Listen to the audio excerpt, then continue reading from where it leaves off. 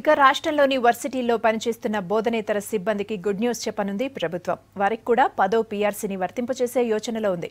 అటు పెన్షనర్ల గ్రాట్యుటీని కూడా పెంచుతూ నిర్ణయం తీసుకున్నట్లు సమాచారం. అన్ని గనక ఓకే అయితే త్వరలో జీవో రిలీజ్ కానుంది.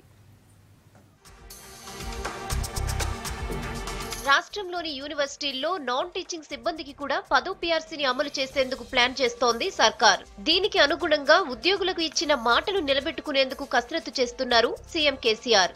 10వ పీఆర్సీ వర్తింపజేస్తూ నిర్ణయం తీసుకున్నట్లు సమాచారం. దీనికి సంబంధించిన ఫైల్ పై సీఎం ఇప్పటికే సంతకం చేసినట్లు తెలుస్తోంది. రేపో మాపో జీవో కూడా రిలీజ్ అయ్యే ఛాన్స్ ఉంది.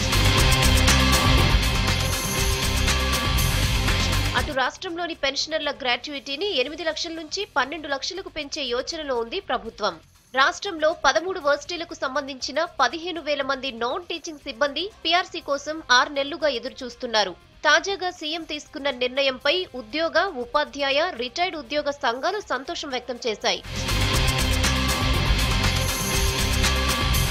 రాష్ట్రంలో రిటైర్ అయిన రాష్ట్ర ప్రభుత్వ ఉద్యోగులందరికీ పీఆర్సీ సిఫార్సుల ప్రకారం గ్రాట్యుటీ, ఇతర బెనిఫిట్స్ వర్తింపజేయనున్నారు.